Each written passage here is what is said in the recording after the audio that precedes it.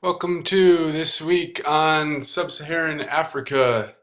We get to take a look at a phenomenal part of the continent south of the Saharan Desert, a region characterized by the equatorial tropical rainforest of the Congo Basin in Central Africa, spanning south down to the Kalahari Desert, the Great East Rift Valley of Eastern Africa, as well as the West African diverse nations and strong economic powerhouses of today.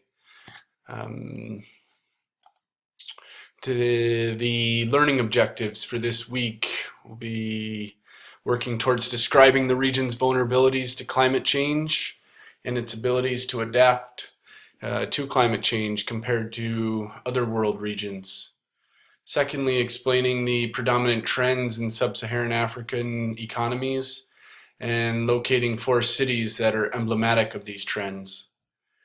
Next, discussing the key forms of governance and political freedoms around the region, and also analyzing the causes and effects of the region's migration patterns. And lastly, defining the region's significant demographic trends and locating representative countries for those. So to start off with environmental issues, similar to the progression of thematic concepts from previous weeks, we can first take a look at, well, for instance here, a logger cutting a tree in the Central African Republic points to some of the subsistence economies taking place, but also how the region is particularly vulnerable to climate change because of subsistence occupations that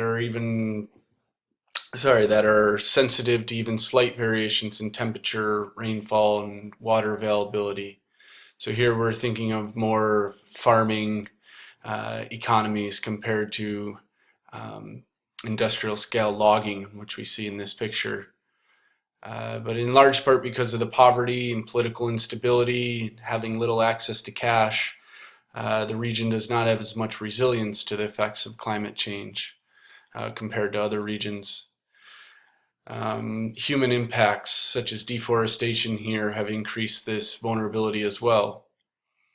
And the region contributes to carbon dioxide emissions and potential climate change primarily through this deforestation, and it's leading the world in the rate of deforestation. Most of Africa's deforestation is driven by the growing demand for farmland and also fuel wood, and very importantly, logging by international timber companies. However, African governments are trying to slow deforestation by encouraging agroforestry, which is the farming of economically useful trees, along with usual subsistence and cash crops. Often planted in interrows between rows of trees or rows of crops growing these fuel woods. Using farmed trees for fuel and construction helps reduce dependence on old growth trees, such as you saw in the last photo, and this can provide income through the sale of the farmed wood. Next, let's shift into globalization and development. We have this fascinating map here from the text, and we can take a look at a lot of different factors here of economic development, percentage of GDP, import and export percentages. See quite a few countries around the region where the yellow, or the percentage of exports, makes up a larger part of the pie than imports. Also, the dollar figures are included there, and I encourage you to take a closer look at these figures to tease out all the different forms of information that are covered. So, important point here is that Sub-Saharan Africa has had centuries-long role in the global economy as a producer of raw materials. This is really a commodity-based economic development. Raw materials that are traded, usually to other countries, for processing or manufacturing into more valuable goods, are what's known as commodities. Sub-Saharan commodities include cotton, cacao beans, coffee, timber, palm oil, for instance, and then also unrefined oil, gas, precious stones, and metals. Because of the global scale of commodity trading, changes anywhere in the world can influence the supply or demand for a particular commodity. This can cause immediate instability in pricing of that commodity, especially in countries that produce large amounts, such as we commonly see across Sub-Saharan Africa. Since 2000, however, there's been a noticeable shift in many of these countries away from just reliance on one or two commodities.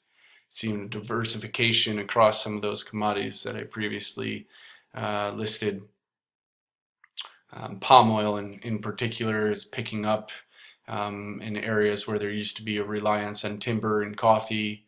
Cacao beans, I'm sure you've seen plenty of the specialty chocolate bars for sale here in the East Bay, and those all originate from cacao bushes and trees.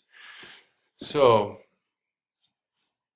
from here, we can also look at the emergence of dual economies. Um, African countries are moving away from commodity dependence towards new types of economic development. And these relics of colonialism and apartheid have left most sub-Saharan African countries with dual economies, in which there's one part rich and industrialized, and another part poor and primarily reliant on low-wage labor and small-scale informal enterprises.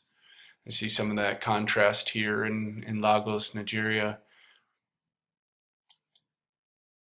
So moving on to power and politics, geopolitics in particular. Another great map from the book here showing some of the various different political dynamics, conflict, different forms of democratization, as well as armed conflicts and genocides since 1945, the end of World War II. Africa's democratic and economic progress has been held back by the frequent civil wars as well since 1945 and the dissolution starting thereafter of some of the colonial states from Europe. But there's still quite a legacy of these colonial era policies. After independence in many of these nations, governance was complicated because African officials inevitably belonged to one ethnic group or another, and were not seen as impartial to attempts to resolve conflicts. So the implementation of democratic elections has increased, but inauguration of other aspects of democracy than which we've looked at, such as public participation and policy formation, these have been irregular and uneven. And sometimes public frustration with election outcomes or with particular policies has resulted in violent demonstrations or rebellions at times, such as in Zimbabwe in recent years. Some of these historical legacies and current forms of geopolitics are also represented in Nigeria.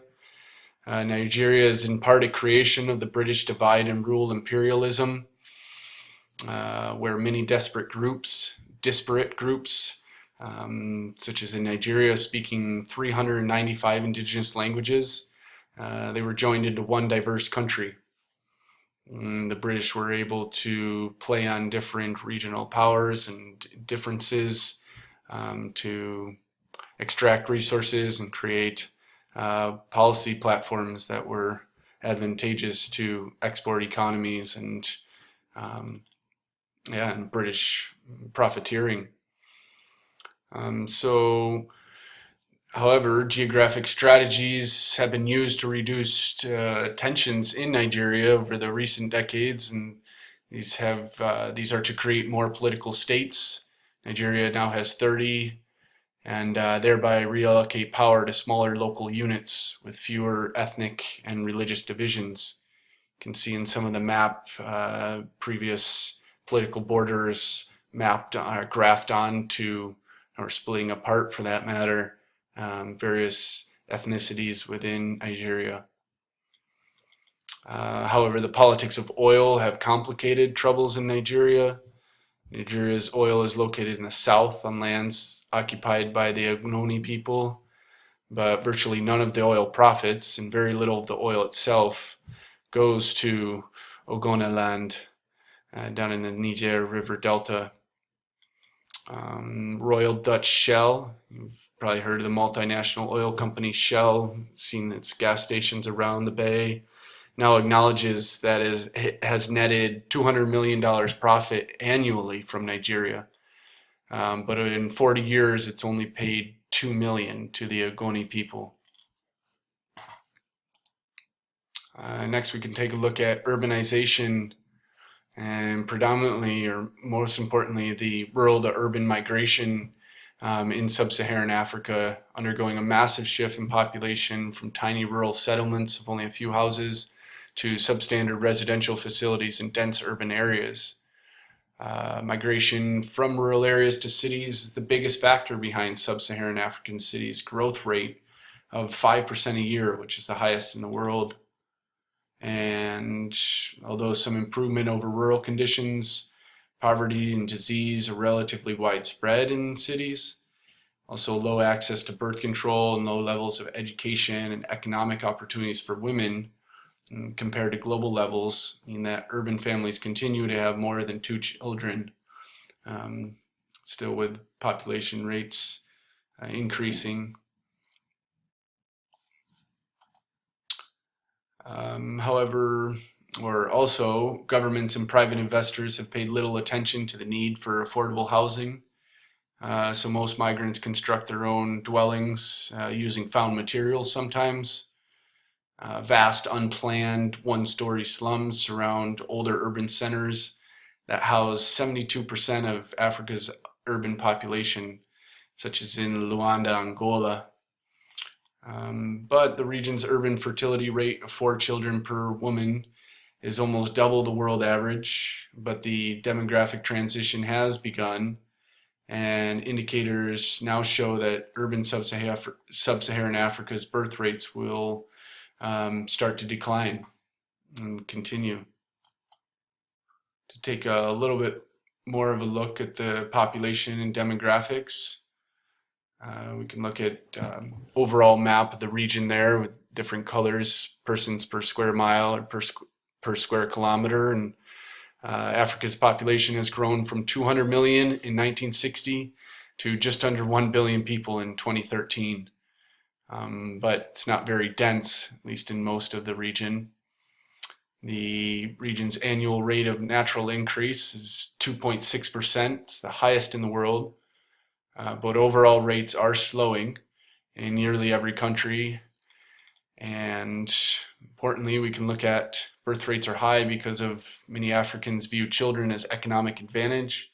There's also in certain communities and ethnicities a spiritual link between the past and the future in children.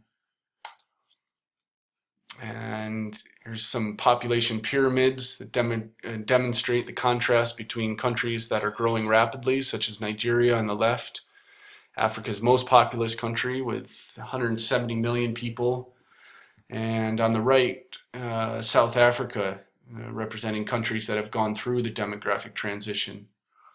You can see the much thinner bottom brackets there indicating a slowing of the rate or decrease. Infectious diseases such as HIV/AIDS are the largest killers in Sub-Saharan Africa, with accounting for 50% of all deaths. And the most effective means of prevention are the massive education programs that lower rates of infection. However, these are fairly limited to those who can read and understand explanations about how HIV spreads. There's also myths and social taboos surrounding HIV/AIDS. And these can exacerbate the problem of controlling the spread. And thus, education is a key component of combating the epidemic. Next, we can take a closer look at some of these themes and processes in a short video and proceed with our discussions from there. Thanks.